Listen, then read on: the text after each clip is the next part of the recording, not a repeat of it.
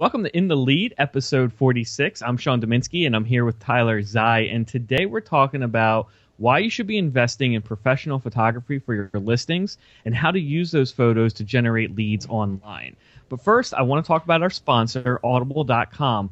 Audible is the world's largest marketplace for audiobooks, and it's a division of Amazon, the world's largest marketplace for, everything. Yeah, pretty much.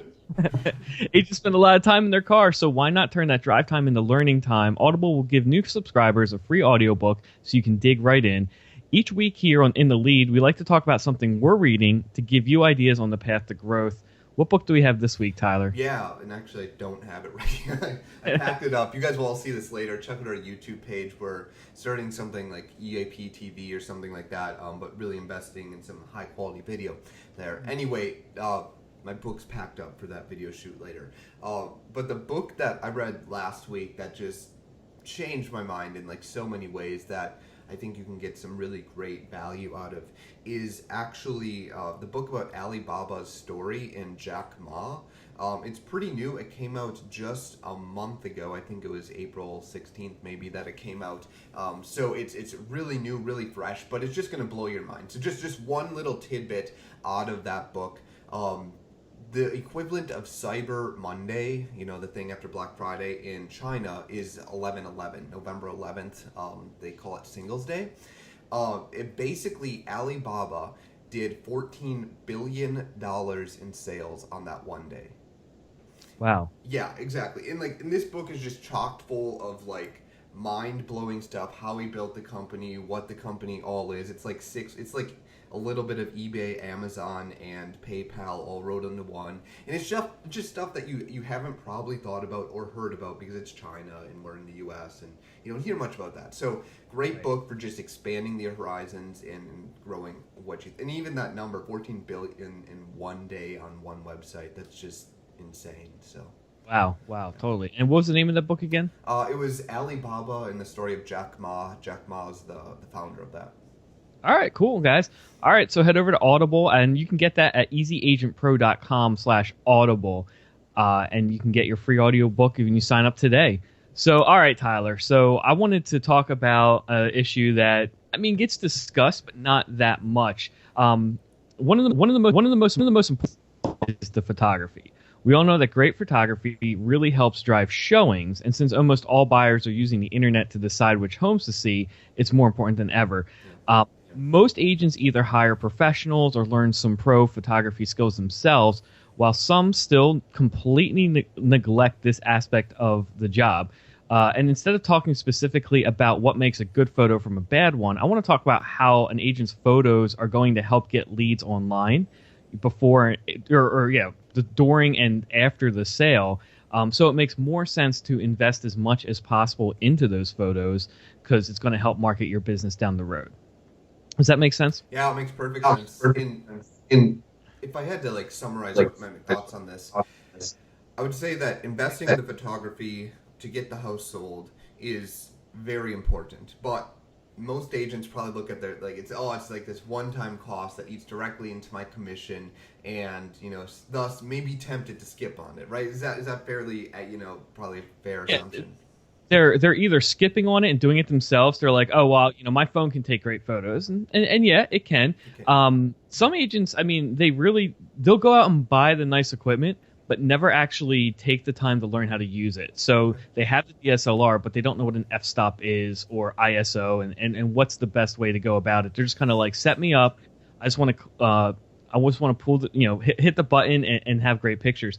And again, it's still better than leaving the timestamp on there. We've seen that where there's like a stamp on each photo, and you're just like, that's like, this isn't like Kodak. This isn't family photos here.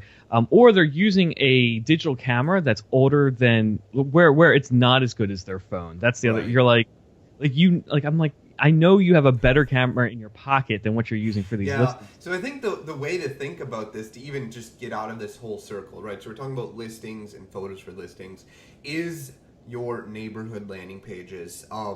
when it comes to showing up on Google, getting leads from Facebook, even Pinterest, which is huge. We don't talk about Pinterest enough on this podcast. So let's talk about Pinterest right now, because we've hit Google and Facebook over the head with like a 2x4.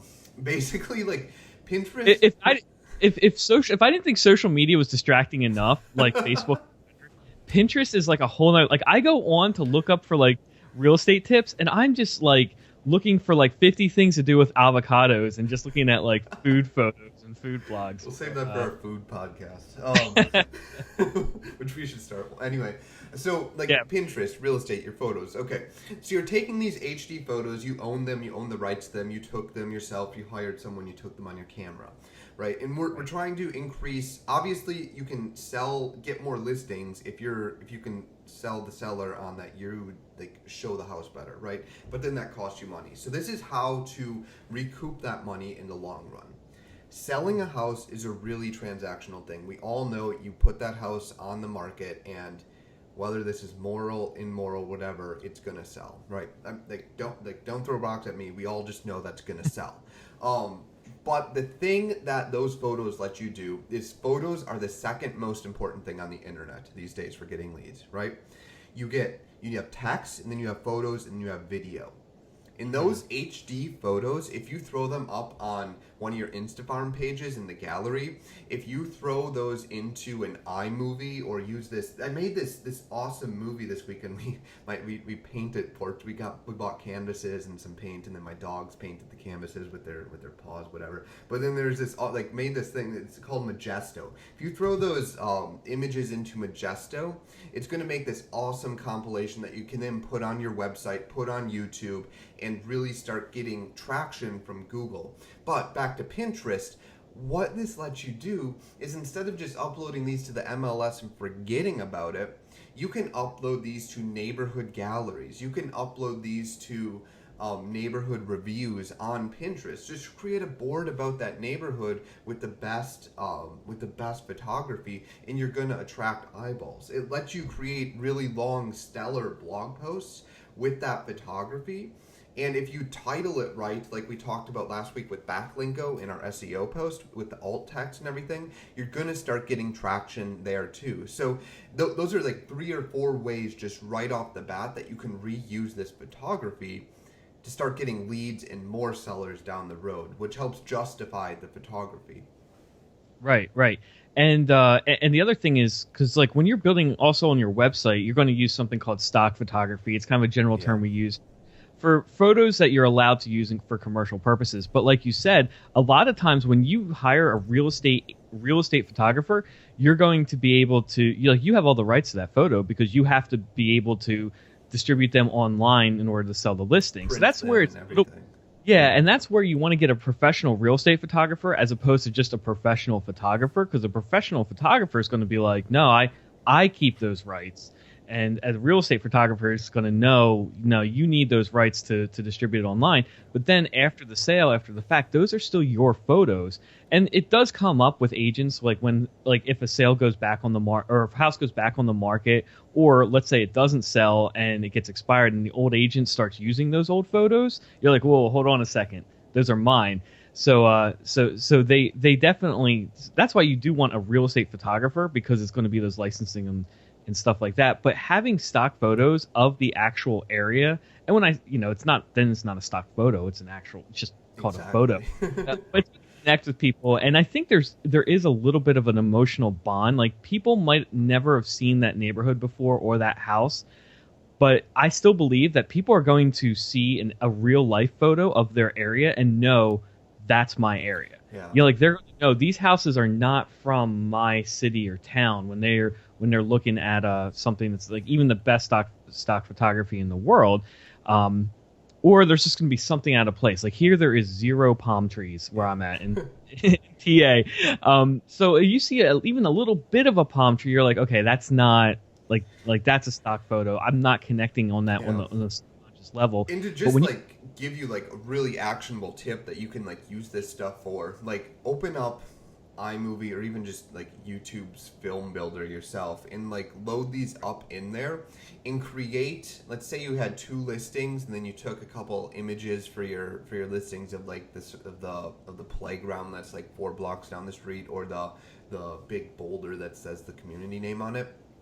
Throw that stuff into a YouTube video and do some YouTube SEO, right? Put the name of your community in the title, put the name of your community as the file type, and put the name of your community in the description, link it back to your website, and like you've got a link to your website that helps your SEO, you've got a video that can rank on, YouTube's the second search engine in the world, people. Like, people are typing communities in there. If they type it and they see this really nice video where you reuse some of your old listing photos on there and then found your video and then click back to your website, this is how people find you in 2016.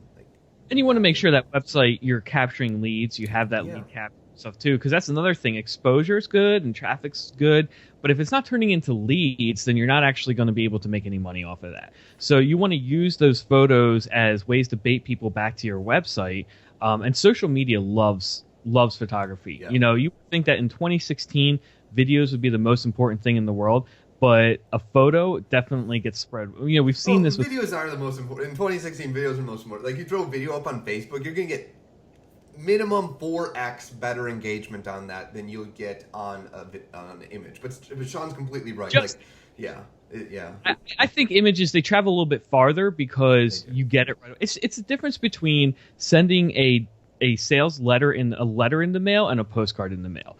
A postcard's way less information. You can't, you can only do a very elementary message, like a line or two, but they're going to see it and they're going to read it. With like a sales letter, you're able to put so much more information, tell stories, add photos, and put, but you still have to get them to open it and read it. Videos, they definitely like it and increases engagement. So anyway, we can go back and forth. Really, they're the same thing. A photo is just a really short video. Sure.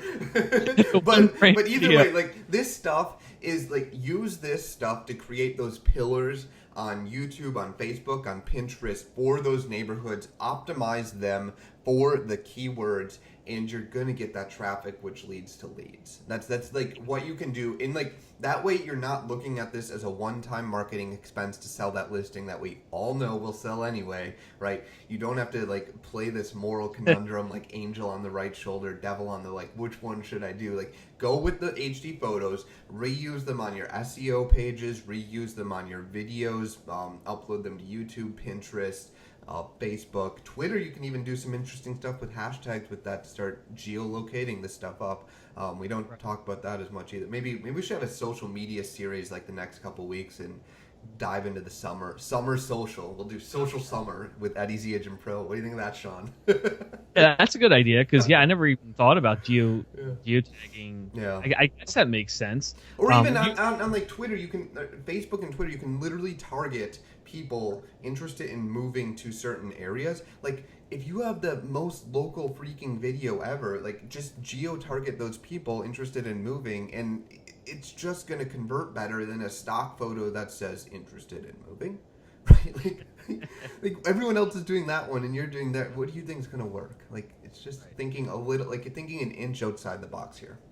The other thing too is not to get, this is super obvious, but when you have your when a house does sell, you want to put that on a page on your, you're going to put it in your listing presentation, you're going to put it on your website, homes I've sold. You want to talk about, you want to have a photo gallery. You want to show people, like, this is my portfolio, this is the work I've done, these are the houses that I've sold. And that's so easy, just like a blog, like a blog that says sold like 2% over asking price in 15 days.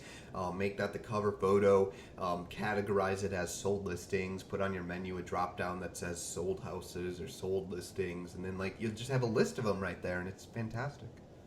Yeah, and even through IDX, you could even do that manually too. Yeah, that too.